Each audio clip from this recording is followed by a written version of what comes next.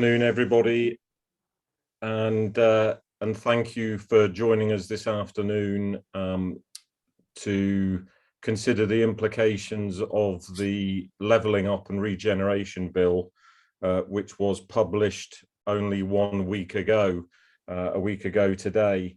I'm delighted to be able to say John Litton QC has volunteered to step forward. And I would emphasize volunteered, he's not been press ganged into this, for a canter through the Levelling Up and Regeneration Bill. I think what we would like to do, we've set this up as a 45-minute slot in everybody's diaries. What we'd like to do is John is going to speak for about 20 minutes to a few slides he's prepared, and then if you wouldn't mind submitting questions and answers via the appropriate button at the bottom of your screen, I will try and choose amongst those number and get the most relevant questions answered, all of them if we can. And if we don't have sufficient, as ever, I've got plenty of questions for a discussion between John and I to commence as well. But John, thank you very much for your time and volunteering to do this. If I hand the screen over to you for the next 20 minutes or so, and then we'll rejoin with a question and answer session. Brilliant. Thank you, Paul. Can everyone see me, and perhaps more importantly, can they see the presentation? I hope that is the case. It is a quick canter because there are many sections in the bill, but it is a concentration for the purposes today on the planning implications of the bill. And I thought it might be useful if I just had a quick survey of the how did we get here. And although planning reform has been mooted for many years, it's really January 2020, just before the pandemic, that the Policy Exchange published their document, Rethinking the Planning System for the 21st Century, which really sets the cat amongst the pigeons in proposing a binary zonal system and a complete overhaul of the planning system in England.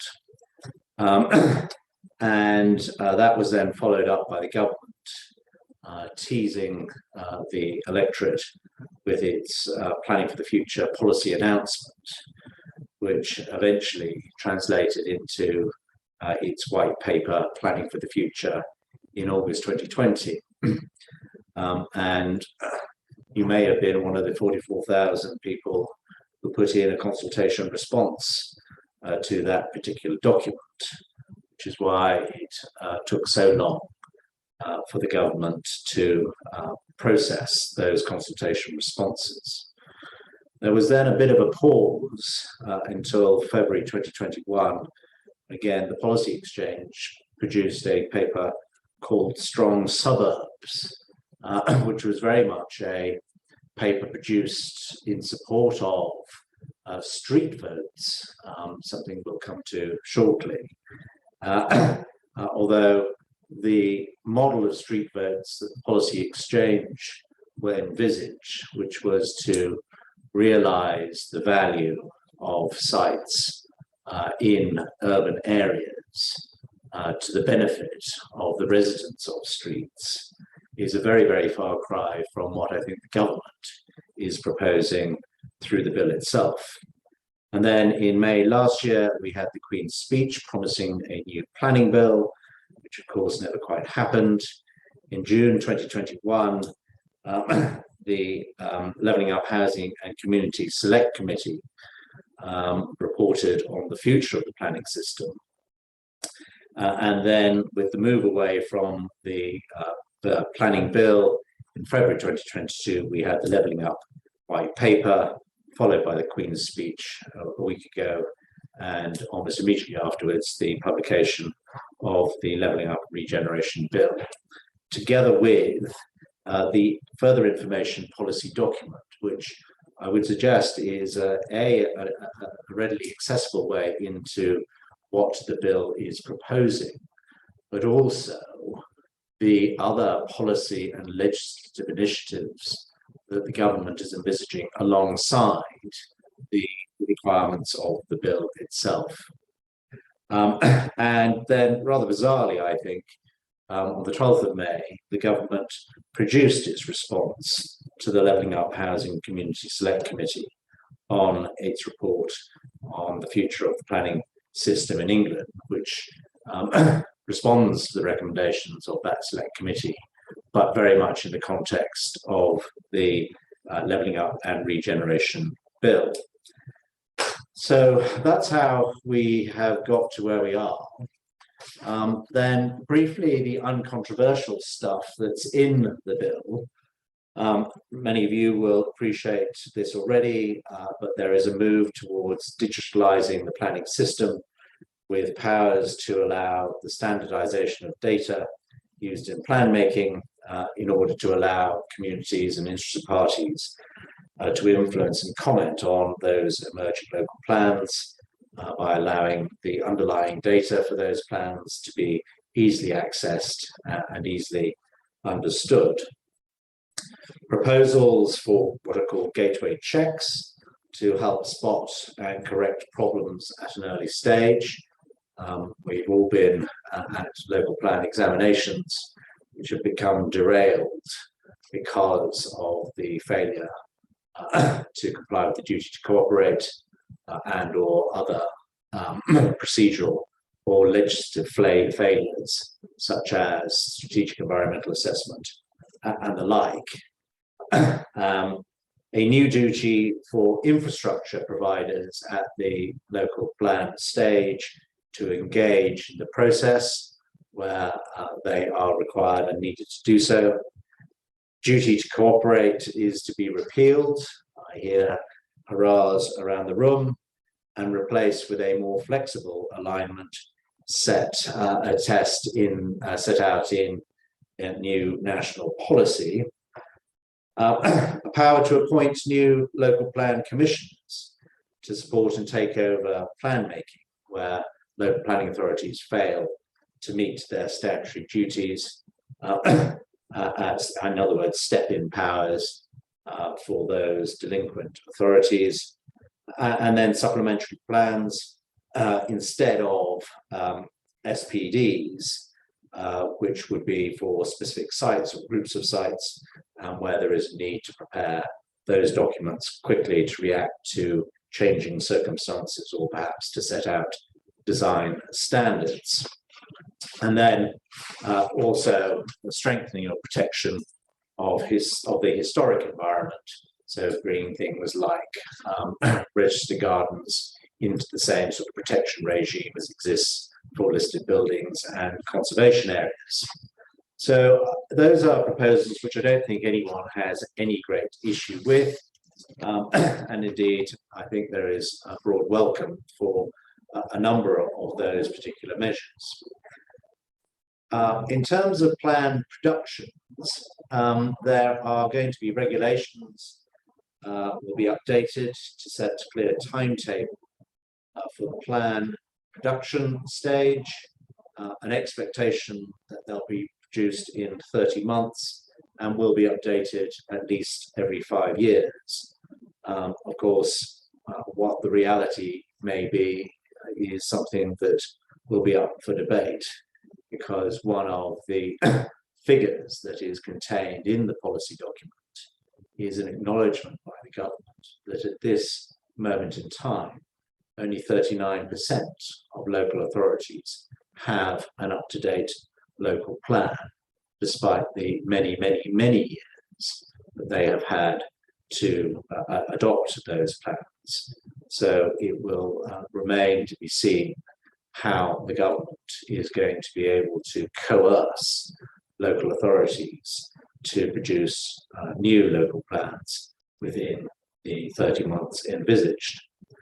A requirement for 2 rounds of community engagement before the plans are submitted for independent examination and an intention to retain the examination process and also the tests for soundness, but a review of whether the current tests are sufficiently proportionate as part of the work to update the NPPF as a whole.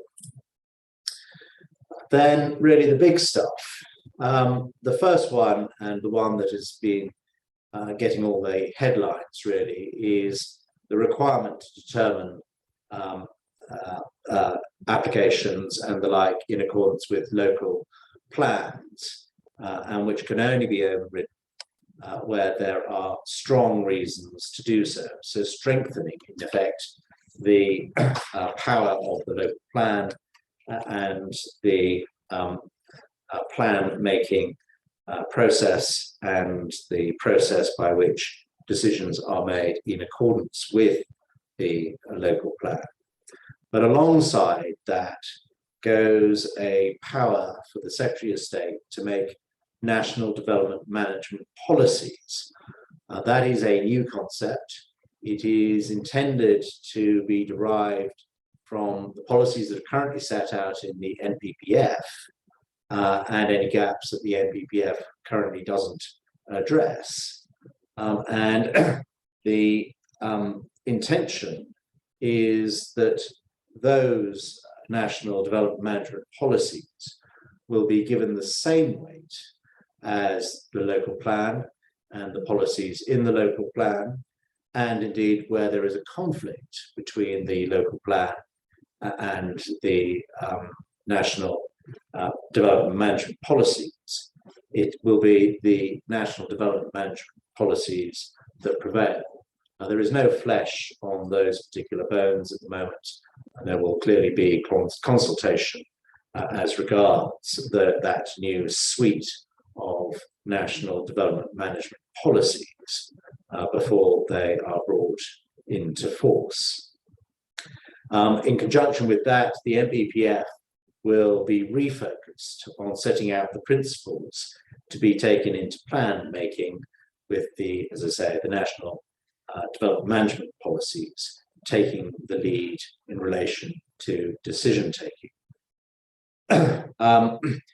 Not obvious from the bill itself, but clearly stated in the supporting further information policy document, is the intention to remove the requirement for local planning authorities to maintain a 5-year housing land supply, where they have an up-to-date plan, which will be one that is adopted within the last 5 years.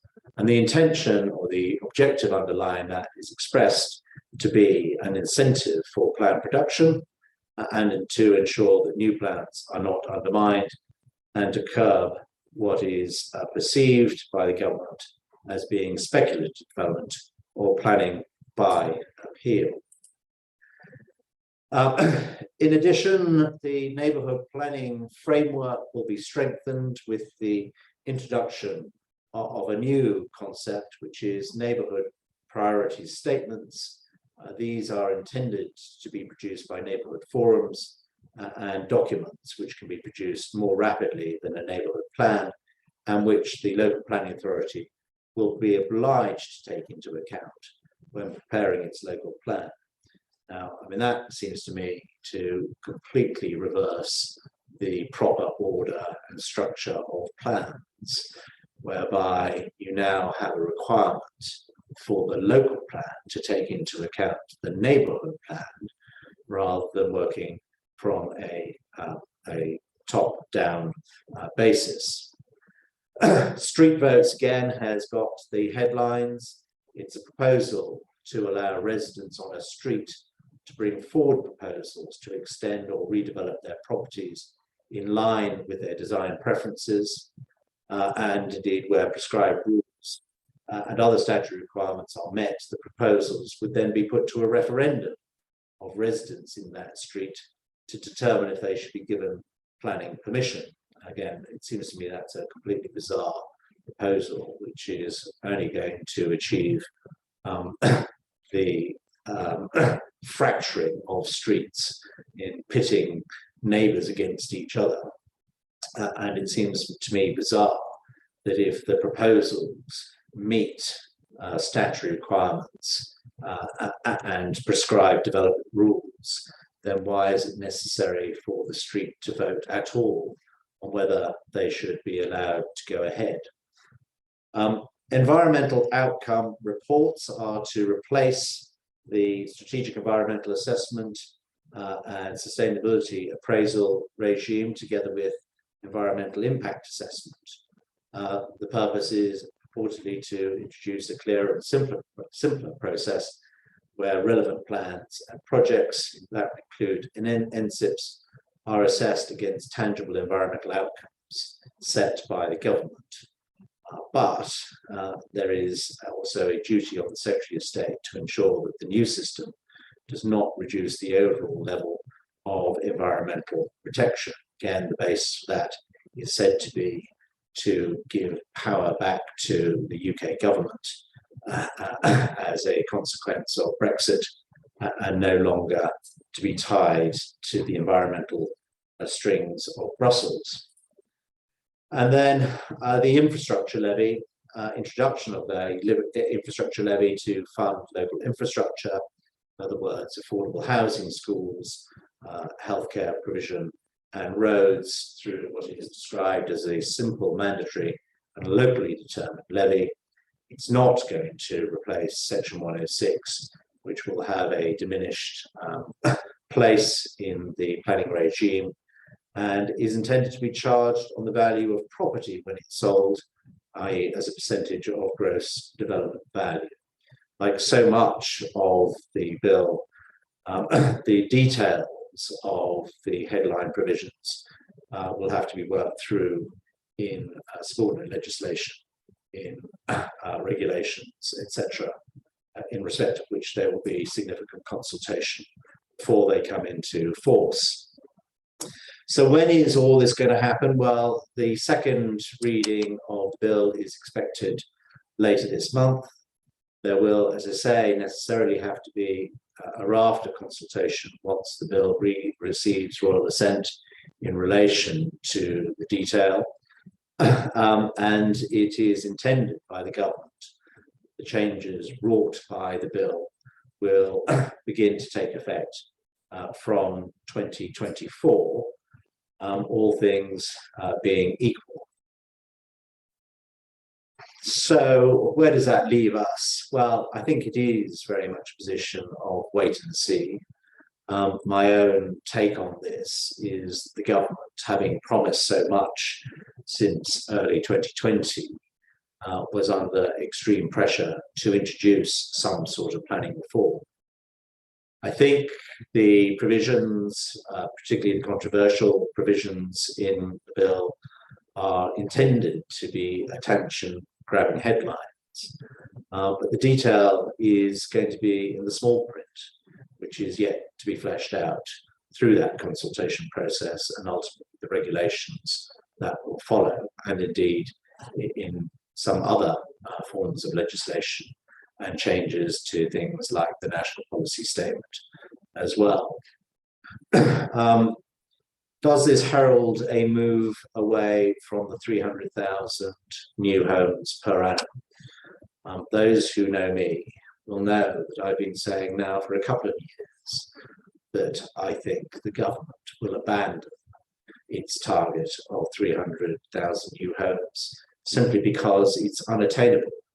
And which government in its right mind would stick to a target which it serially fails to achieve? The ambition, and this is tucked away in the government's response to the Select Committee, is for 300,000 new homes. But paragraph 36 says this, that there is a consensus that 250 to 300,000 new homes per annum should be supplied to deliver price and demand stability.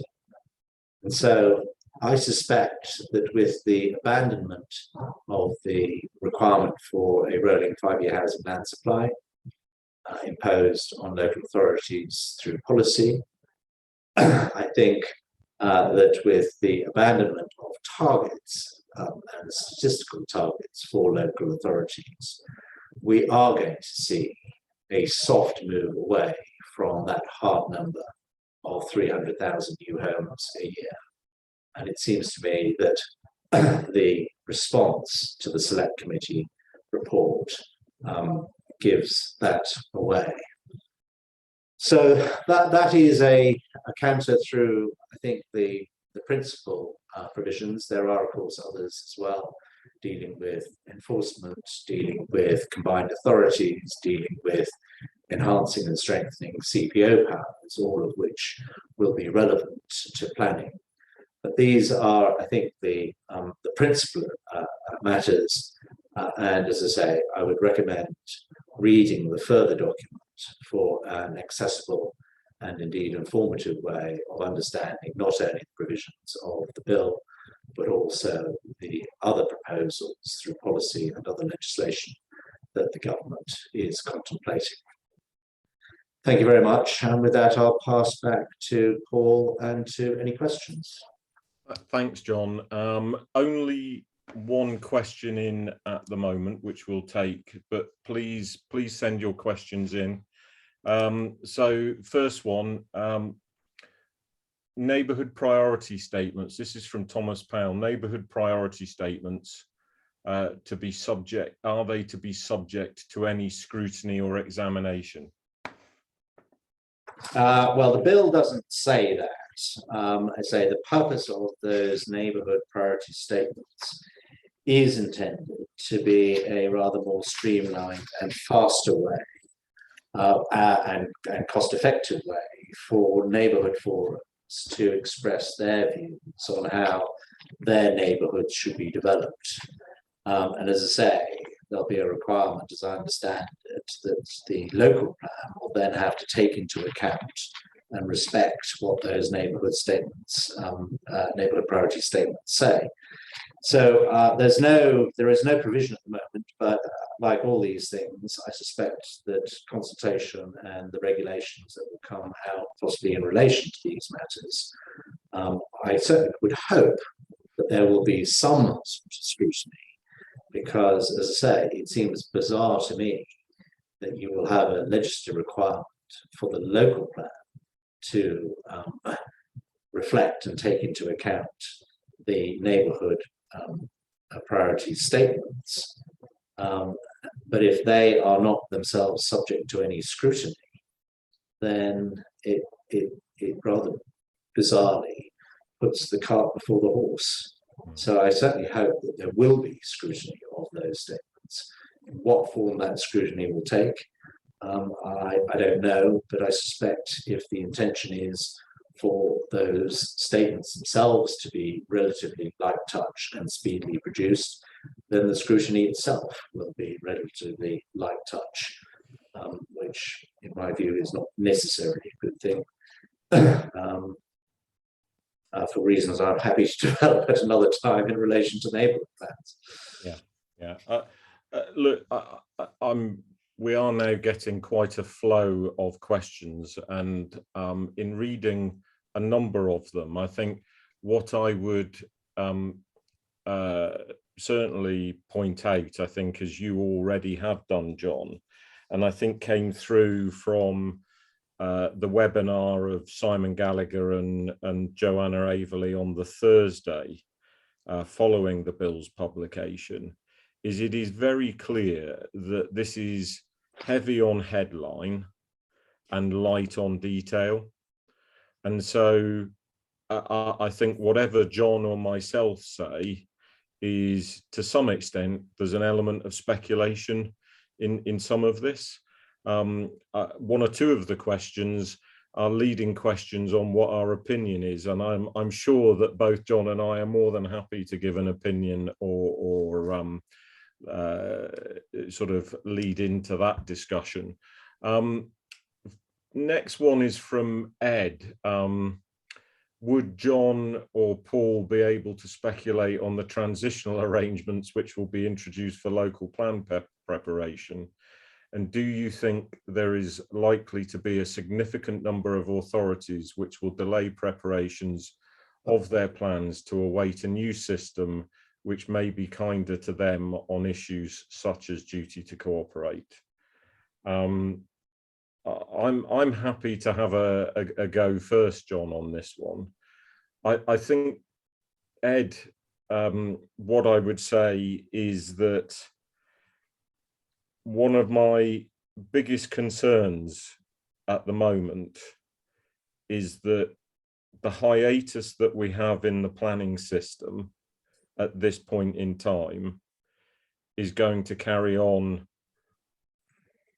for at least a period, as indicated by John, until well into 2024, but potentially longer, as local authorities game the planning system to take account of the fact that there will be a general election in the interim, and be concerned about commencing a local plan process just to find that either there's a different political party in power or that politicians decide that they want to change the planning system again. So I think there is a real issue with the timing, and the duty to cooperate is part of it.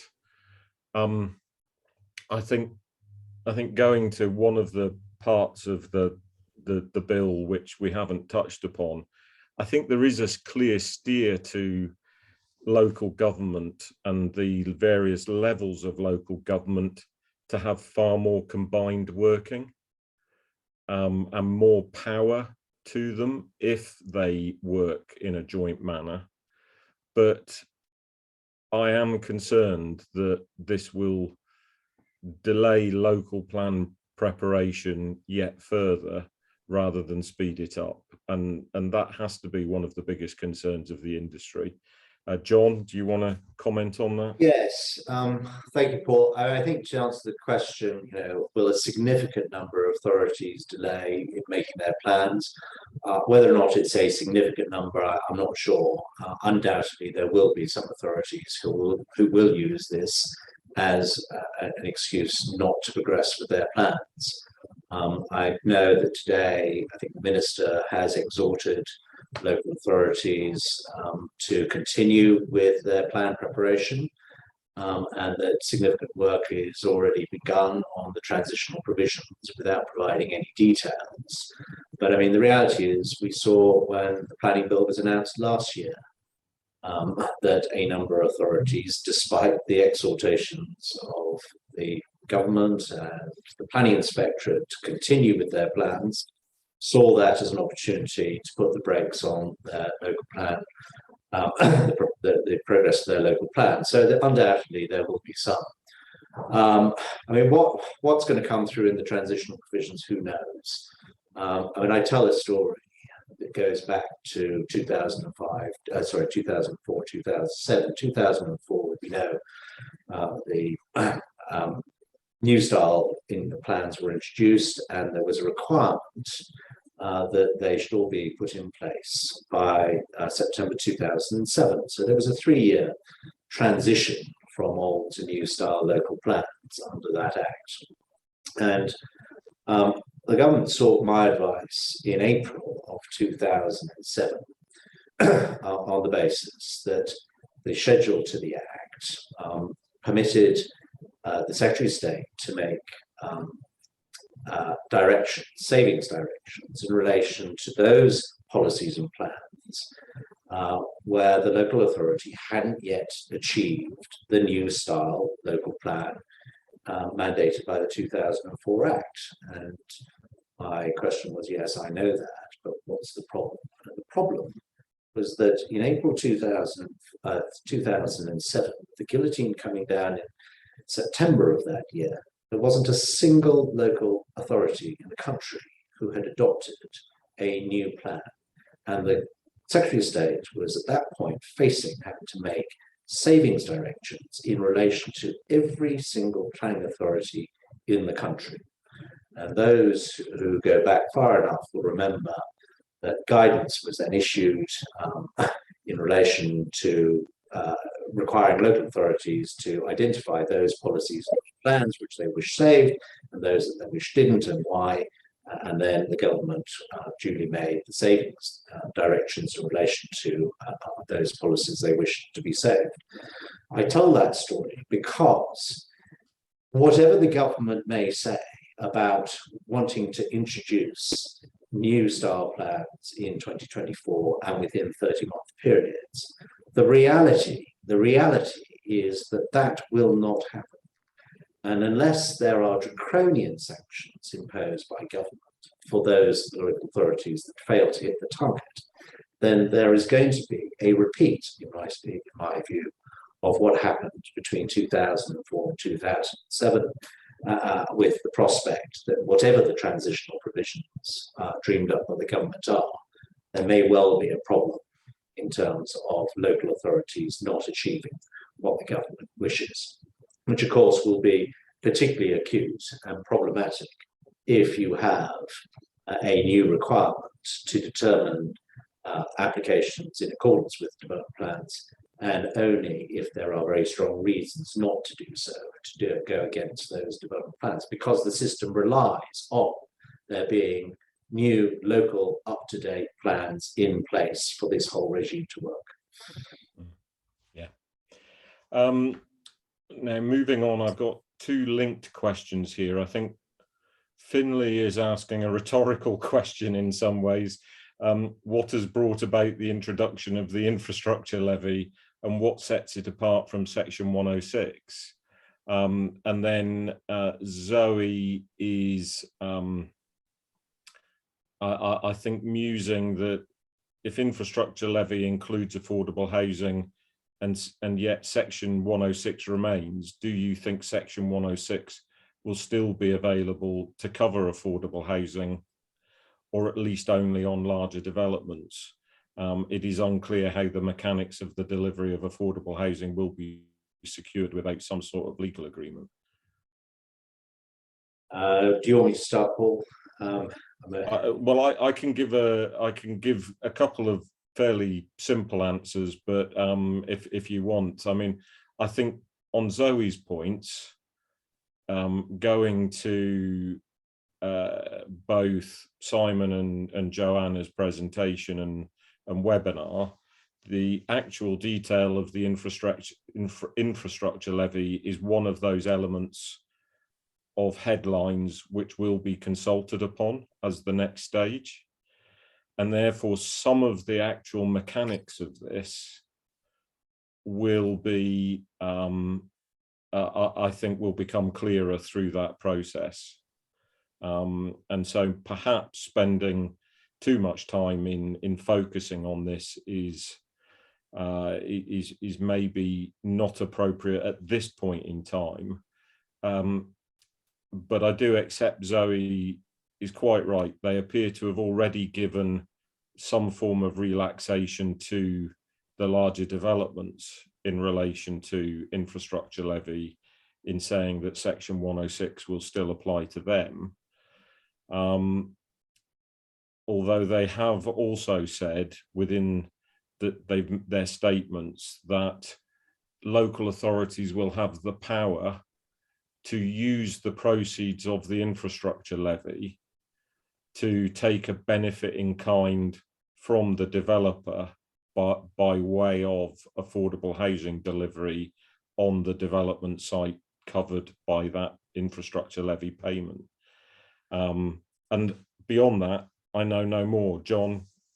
No, I mean, you're right, Paul. I mean, to use that hackneyed phrase, devil is going to be in the detail. I mean, what's prompted this? What's prompted this is the universal cry on every Section 78 appeal up and down the country, which is concerned with housing, which is that, our community needs more doctors, needs more roads, needs more schools, etc. I mean, it's really intended, I think, to replace SIL. It's supposed to be focused on that sort of infrastructure that particularly housing development requires for it to be delivered. So I think that's the purpose. I mean, I would imagine the intention is for it to be more streamlined, for it to be mandatory for all local authorities to have an infrastructure levy schedule, and not for it to be something that local authorities can opt in or opt out of. So it will be mandatory for local authorities to have those in place. The relationship with Section 106 is, I think, it will cause, so affordable housing, I think, will no longer, certainly on the majority of sites, be a Section 106 matter. It will be covered by the infrastructure levy. Section 106 will still have a role to play where there are very site-specific issues which require a legal agreement, whether that's the provision of flood mitigation or whatever, which is peculiar to the particular site and is not necessarily of benefit to the wider community. And again, the agonies that we have had through the SIL regulations in terms of their production, understanding them. Numbers of cases have gone to the High Court as to their interpretation. The endless amendments that have been made to the SIL regulations. I fear that we're about to go round that merry-go-round again with the consultation and then the draft regulations that will come out for the infrastructure levy. Yeah. So I think answering the rhetorical question from my point of view, what has brought us to the introduction of the infrastructure levy? I think the rhetorical question is a really good one. And the answer is I'm not really quite sure. And I'm not sure, having seen what has come out, how we might benefit, because I think as a sector, we're all experiencing severe delays in getting Section 106 agreements put in place. So the upside of having an agreed infrastructure levy is that might simplify it. But at the moment, they seem to be saying that they're going to have an infrastructure levy, but you still might also have site-specific 106s, which, if the current position is anything to go by, will still experience the same severe delays. I think we also have to put on the mindset of a politician and think about land value capture. And I think that does come into their mind with the infrastructure levy, or maybe has, but how they bring that in, bearing in mind the very great differential in land values across the country. And I do realise that they say they're going to set it at a percentage of gross development value, but it's yet to be seen how that will flow through into viabilities and whether it will be more or less than we currently allow within our appraisals. So there's part of me that struggles to understand why it is coming in, other than the clamour that John alluded to, which is communities don't feel they're getting their fair share from the existing system. But I would point out that the existing system does allow them to do that, and every infrastructure provider can come along to a local plan and highlight the costs of development and future development. So the existing system allowed people to do it. It's just nobody bothered themselves to do it, and that's perhaps why communities end up in that situation. Right. Somebody's raised, I'm going to leave the 5-year housing land supply until the end. There are a few points about 5-year housing land supply. I'm going to touch upon something that wasn't perhaps not covered. A couple of pilots, or well, one pilot and one announcement that I think is something to be aware of. One pilot, and somebody's raised, is sort of how do we perceive community land auctions? And do we perceive that, do we do we feel that it's a mechanism to allow local authorities to allocate their land or the land in which they have a financial interest first? John, do you? Yeah, I mean, I have to confess, I'm still trying to get my head around this concept of community land auctions. I mean, again, as I understand it, it's without saying so. It's an opportunity, for local authorities to capture some of the land value where sites are allocated for development. And I mean, it's clearly a new concept. We've only got the headlines. We don't quite know exactly how they are going to play out in reality. And more importantly, I mean, I'd be interested to hear from you, Paul, on the sharp end, on the developer side, just how is that going to play out commercially for those who are looking to allocate sites or buy sites or option sites with a view to their development in the future? Look, I think the particular point of the question is quite an interesting one, and I suppose in answering it, I think theoretically, what you should have in community land auctions is land that is less logical for a landowner who owns land which is less logical for development should actually say to the local authority that you can buy my land for a lot less than land which is more logical for development. So a field or fields right on the edge of a settlement with no constraints, not greenbelt, for instance, doesn't flood, whatever. I struggle to see why a landowner would necessarily say that they would sell that land cheaply. Whereas a landowner who owns a field a mile away from the settlement concerned may well say that they're willing to do that and share the upside.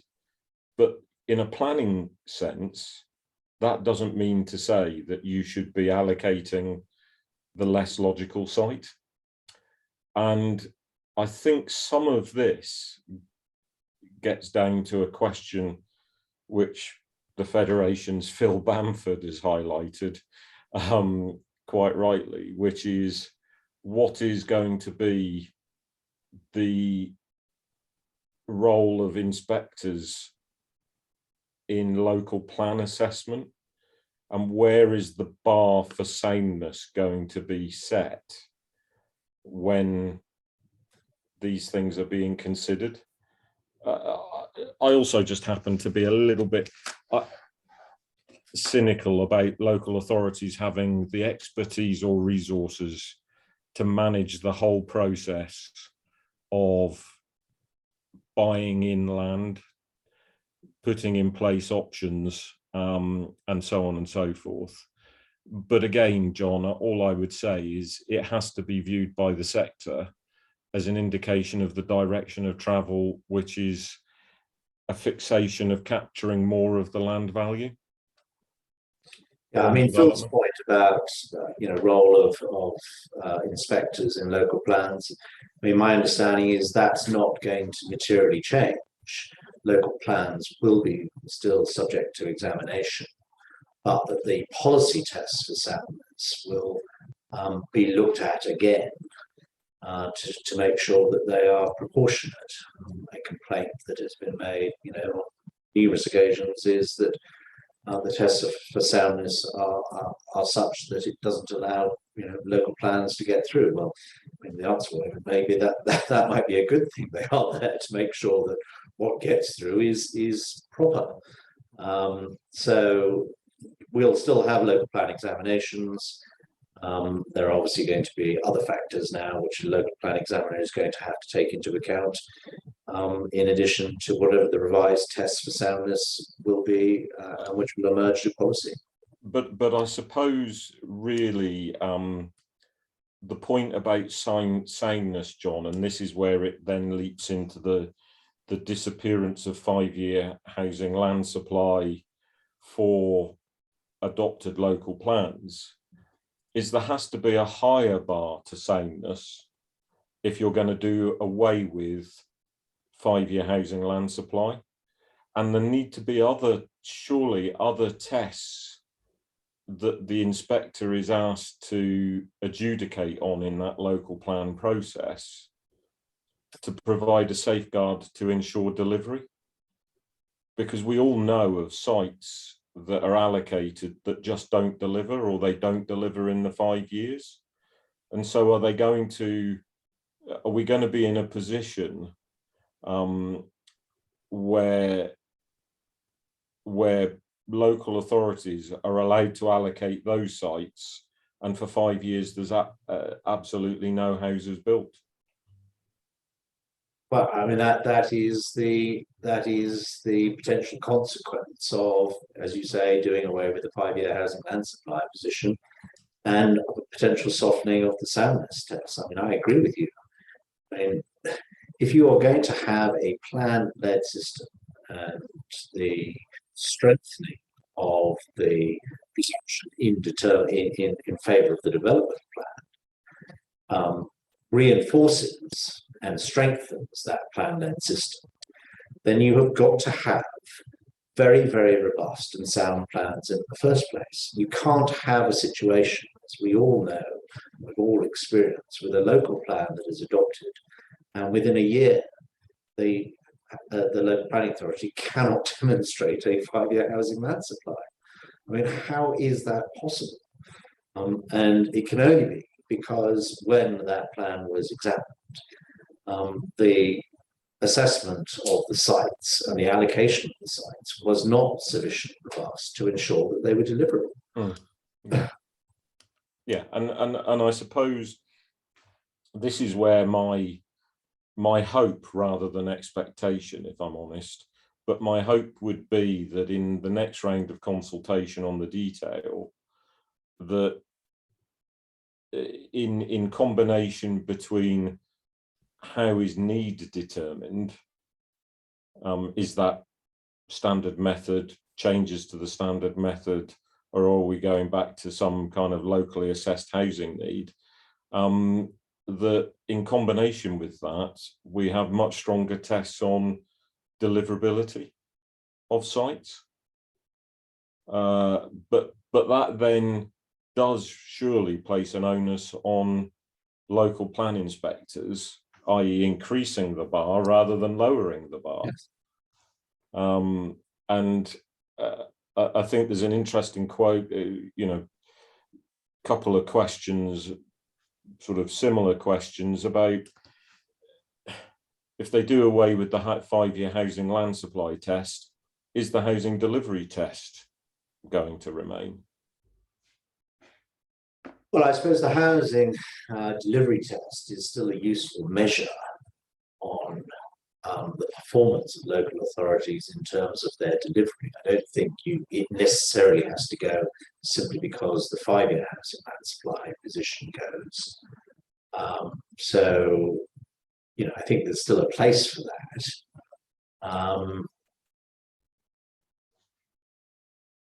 Yeah, so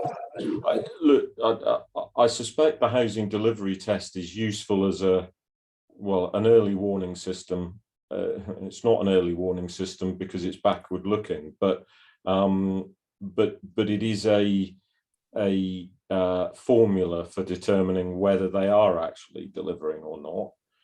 The problem we have now with housing delivery test is that it really isn't of much use in local authorities which are Green Belt or AONB. Doesn't really change anything in those local authorities in the southeast of England. Just picking up on this 5-year land supply point, somebody asks, any idea how many homes are consented currently on appeal with the inspector giving consent because of a 5-year housing land supply deficit? I think the answer is no. I don't think that analysis has been done, but there will be somebody, because I know Miles from Lichfields is watching, because he's asked a correct question. I'm sure it's the sort of, you know, data that Lichfields might have and might blog about, because David McFarlane's follow-on question is, therefore, how many homes are going to be lost with this 5-year housing land supply change? I think within the questions, David, is an interesting point, though I understand where politicians are coming from, which is 5-year housing land supply was always seen as an incentive for local authorities to put in place a local plan. But I suppose politicians now are saying the incentive is put in place a local plan and you won't have to worry about 5-year housing land supply for 5 years. Sort of they're slightly turning around the same point. But as I say, I think, John, you have to have protections to that. And what worries me is Phil's question was worded by alluding to the Secretary of State's use of the word about PINs as distant bureaucrats over the weekend. And it worries me that rather than increasing the test of soundness, we will decrease the test of soundness.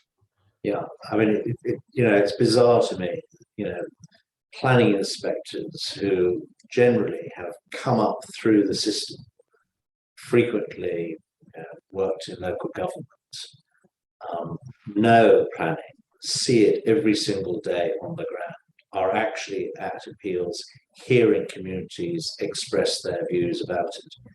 So the idea that somehow they are described as distant bureaucrats seems astonishing to me. Mm.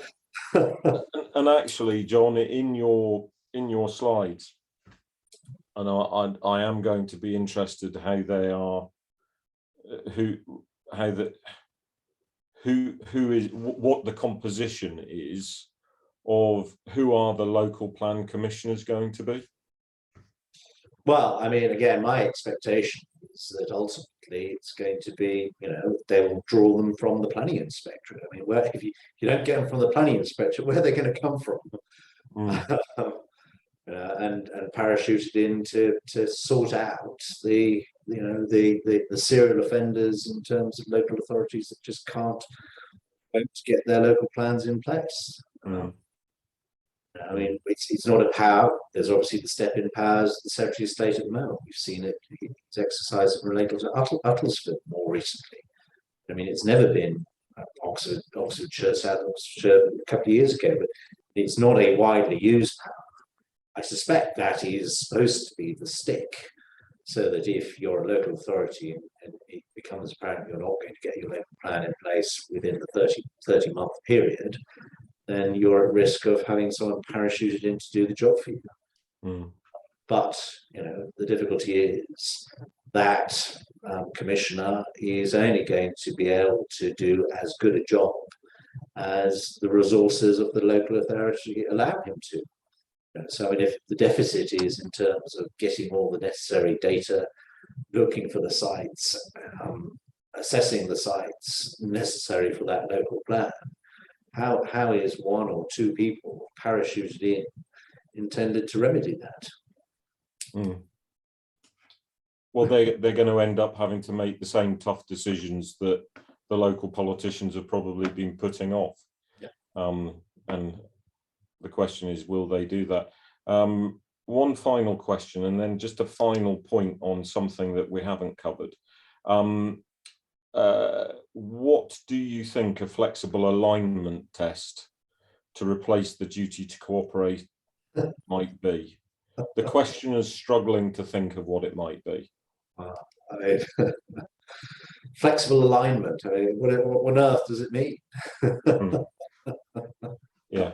I don't know is the answer. I mean, that's the truth. I simply have no idea. There are no clues in the further information or the bill as to what that actually means. And that, as I say, is part of the problem.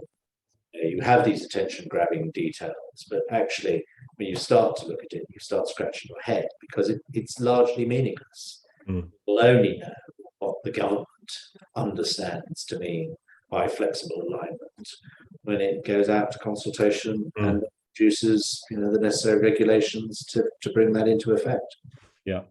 Yeah, I agree. Just one final point from me.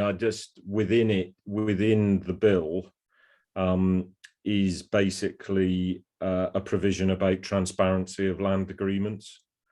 And I think all the LPDF members should be aware of that. Because of course, with the information they collect, it will be useful whether the direction of travel on land value capture is continued.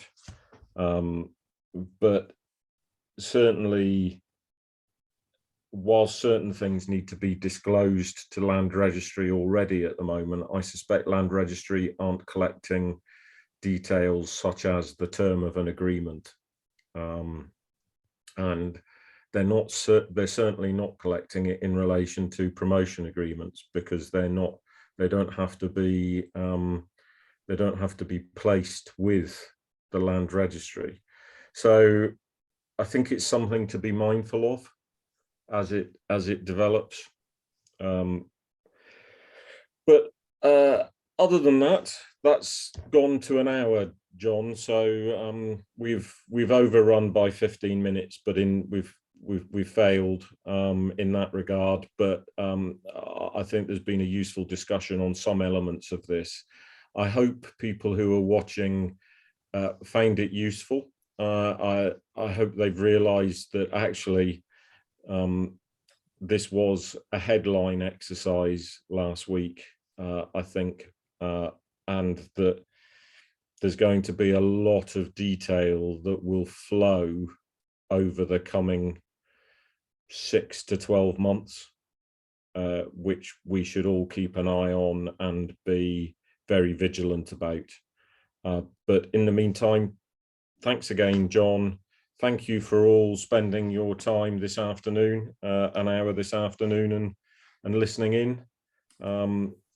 And we will obviously, as things develop, we'll hold more of these, and I think we're probably going to be holding them quite regularly. But thank you very much for your time, everybody. Thanks, John, again. Thank you. Thanks, Paul.